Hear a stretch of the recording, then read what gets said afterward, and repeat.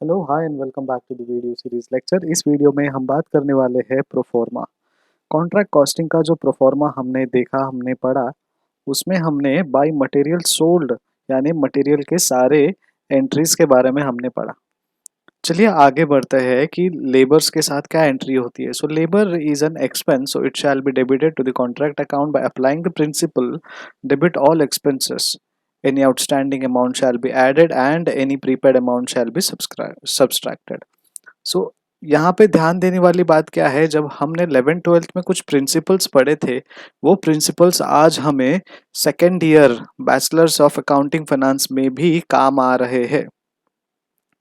तो अकाउंट्स और कॉमर्स में बेसिक्स आर इम्पॉर्टेंट। अगर आपको ये बेसिक के वीडियो भी चाहिए तो मुझे कमेंट कीजिए कि सर ये जो प्रिंसिपल्स है, ये जो रूल्स है अकाउंटिंग के, ये हमें पढ़ाए। अदरवाइज अगर आप खुद से कर सकते हो तो very good, note an issue.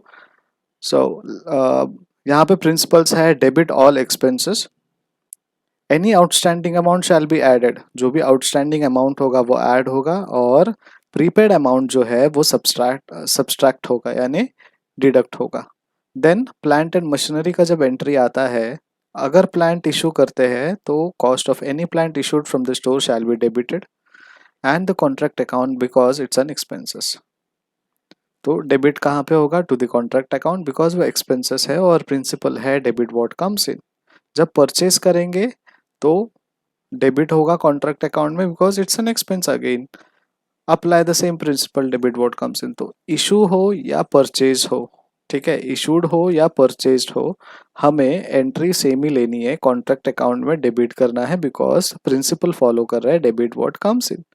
Then plan transfer from other contract, किसी और कॉन्ट्रैक्ट से हमने प्लान ट्रांसफर किया तो क्या करेंगे? वो भी डेबिट करेंगे। The contract shall be debited to the contract account because it's an expense for this contract. एक plan transferred from other contract, दूसरे कॉन्ट्रैक्ट से हमने प्लान को ट्रांसफर कराया है। So same principle, apply the principle debit what comes, जो भी आ रहा है हमारे पास हमें डेबिट हो रहा है।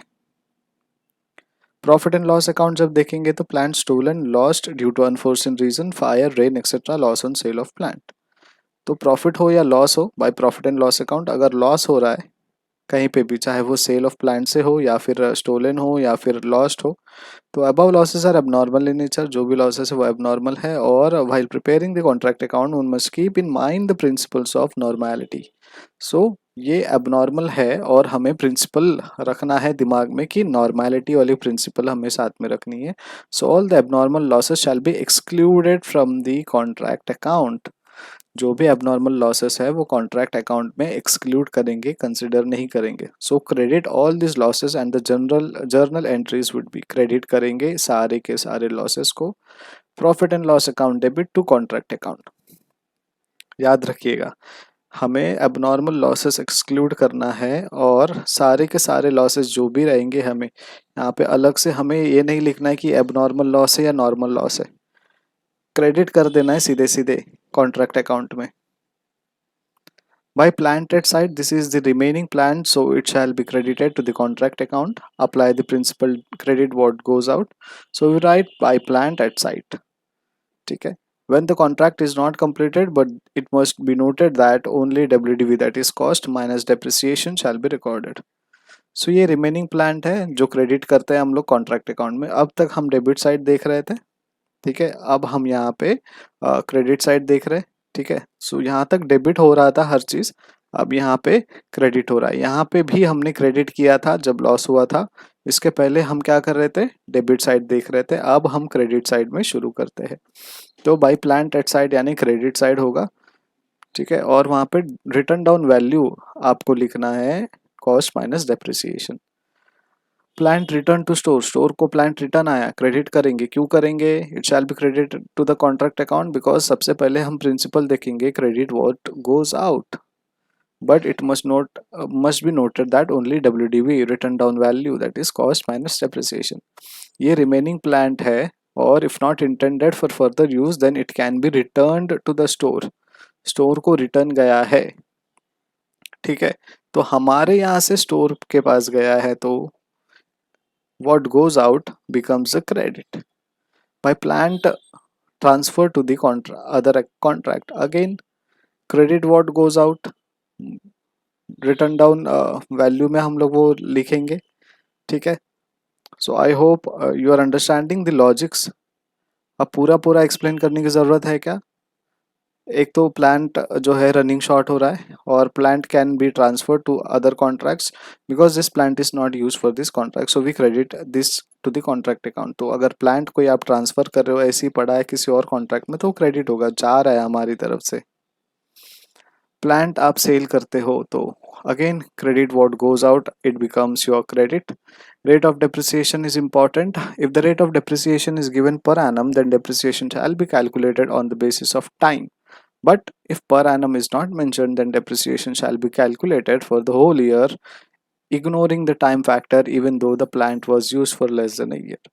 क्वेश्चन में अगर आपको बोलेंगे कि डेप्रिसिएशन 12% पर एनम, तो आप उसको टाइम के हिसाब से कैलकुलेट करेंगे, 4 महीना यूज़ हुआ है, 6 महीना यूज़ हुआ है, 8 महीने यूज़ हुआ है, या पूरे साल भर यूज़ हुआ है। या फिर डेज में अगर बोलेंगे तो 52 डेज, 30 डेज, 360 डेज, 365 डेज। अगर आप वीक्स में कैलकुलेट करोगे तो 4 weeks, 1 week, 2 week, 3 week, 50 weeks, 52 weeks, right. तो ये टाइम आपको याद रखना है। In all the cases, whenever we are crediting the plant, only WDV shall be credited. जब भी कोई भी केस में हम जब क्रेडिट करते हैं प्लांट का, तो याद रखना है सिर्फ और सिर्फ WDV रिटर्न डाउन वैल्यू ही क्रेडिट होगा। मतलब जो कॉस्ट है माइनस करेंगे डेप्रिसिएशन, वो रिटर्न डाउन वैल्यू आपको देगा। लेकिन कोई प्लांट है जो रिटर्न कर रहा है और ट्रांसफर कर रहा है beginning the year, then there is no need to write the written down value, ठीक है। अगर आपने यूज किया है, 3-4 महीने हो गए और आप रिटर्न कर रहे हो, तो रिटर्न डाउन वैल्यू। लेकिन आपने यूज नहीं किया उसको, और आप शुरुआती में ही कॉन्ट्रैक्ट के पहले ही साल में आप उसे रिटर्न कर रहे हो, तो उसका कॉस्ट में होगा, रिटर्न डाउन वैल्यू की जरूरत नहीं है। Mean to say that only cost of the plant shall be credited, right. So cost of the plant जो है वो क्रेडिट होगा, और return at the beginning of the year होगा। तो अब हाईलाइट करने वाली बात क्या है? Sometimes the time of returning the plant is not given in the question. In such a case you may take an assumption regarding the time. तो आपको यहाँ पे वर्किंग नोट लिखना है कि यहाँ पे कोई टाइम मेंशन नहीं किया है, तो वी एज्यूम दैट कि ये ईयर के स्टार्टिंग में ही रिटर्न कर दिया गया है, and that's why we are considering the amount that is plant cost. There is another method under which we do not record the cost on the debit side and WDV on the credit side. एक और method है जहाँ पे हम debit side में इसका जो record है वो नहीं करते, और WDV जो है वो क्रेडिट साइड में करते हैं। In this method we only record the depreciation of the plant on the debit side. Debit side में हम डेप्रिसिएशन प्लांट लेते हैं। Depreciation of the plants, whether outgoing or balance of the plant at the end of the year, shall be recorded on the debit side. In this method, all transactions related to the plant are not recorded in the contract account. जो भी transactions है वो सब transactions हम record नहीं करते, हम सिर्फ depreciation record करते हैं। Even profit on loss sale of plant or loss due to fire, rain, theft, etc. is not recorded. ठीक है।